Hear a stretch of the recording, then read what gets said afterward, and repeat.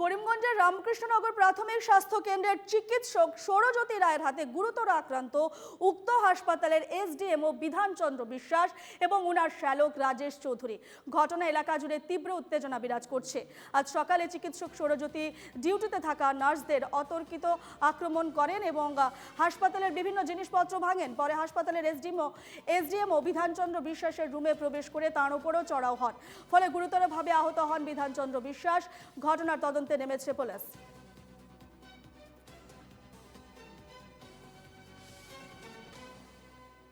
এ নিয়ে আমরা বিস্তারিত জানবো। আমাদের সঙ্গে রয়েছেন আমাদের প্রতিনিধি মিষ্টু দত্ত।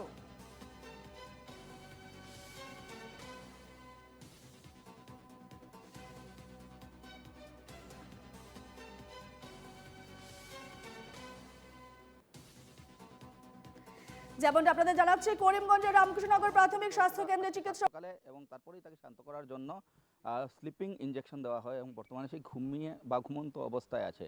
কিন্তু সৌরজ্যোতি রায় নামের যে চিকিৎসক এই ঘটনা সংঘটিত করলেন, কেন করলেন এ বিষয়ে এই মুহূর্ত পর্যন্ত রহস্যের আবর্তে। কিন্তু অনেকেই উল্লেখ করছেন যে হয়তো সৌরজ্যোতি রায় নেশাগ্রস্ত অবস্থায় ছিল। প্রথমে তিনজন নার্সের উপর সে অশালীন আক্রমণ চালায়। তারপর এসডিএমও যিনি বিধানচন্দ্র দাস, উনার বিধানচন্দ্র বিশ্বাস, উনার যে কোয়ার্টার, সেই কোয়ার্টারে এসে এক প্রকার আক্রমণ চালিয়ে গুরুতর আহত করে।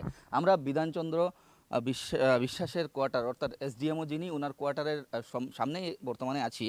আর ভিতরে উনি আছেন এক প্রকার অসুস্থ অবস্থায়, গুরুতর আহত হয়েছেন তিনি। কি হয়েছিল আসলে সাত সকালে সে বিষয়ে আমরা বিস্তর আলোচনা করব। এসডিএমও যিনি আছেন বিধানচন্দ্র বিশ্বাস, উনার সাথে আমরা বিস্তারিত আলোচনা করব। বিশেষ করে একজন চিকিৎসকের এমন উন্মত্ত আচরণের পর স্বাভাবিক অর্থে প্রতিক্রিয়ার সৃষ্টি হয়েছে সর্বত্রে।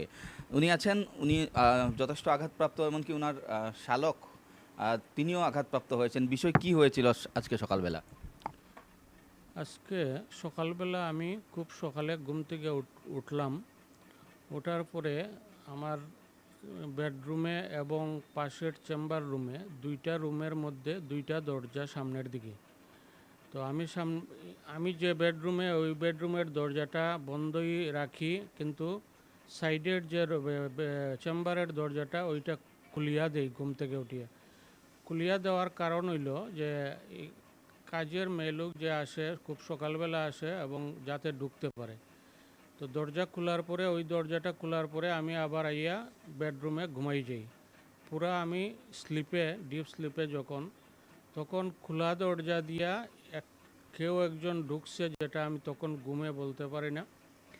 তো ঢুকার পরে আমারে যখন টাচ করলো এবং কিছু একটা করতে গেল, তখন বুঝলাম যে কেউ আমাকে কিছু করতেছে। আমি জাগলাম। জাগার পরে দেখি আমার পাশে আমার মিসেস শোয়া ছিল। মিসেসও উঠে গেল। তখন দেখলাম দুইজনই আমাদেরকে অ্যাটাক করছে। বিশেষ করে আমাকে অ্যাটাক করেছে এবং ডান হাতে একটা নাইফ ছিল, সার্জিক্যাল নাইফ। বা হাতে একটা স্টিলের কি ছিল, ইনস্ট্রুমেন্ট, ঠিক বুঝতে পারেনি। ঘুমের মধ্যে উঠেছি জাস্ট। তারপরে দেখলাম একটু এই সময়ে যখন আমার ঘুমের সেন্সটা গেল, আমি দেখলাম আমাকে আঘাত করছে যে নাইফটা দিয়ে বুকের উপরে 2-3 জায়গায় খুঁচা লেগেছে, যেন নিডলের খুঁচার মতো। তারপরে আমি যখন ওকে রেজিস্ট করে ধাক্কা দিয়ে সরাতে চেষ্টা করেছি, তখন আমার ওয়াইফও উঠেছে, তা ওকে ধাক্কা দিচ্ছে।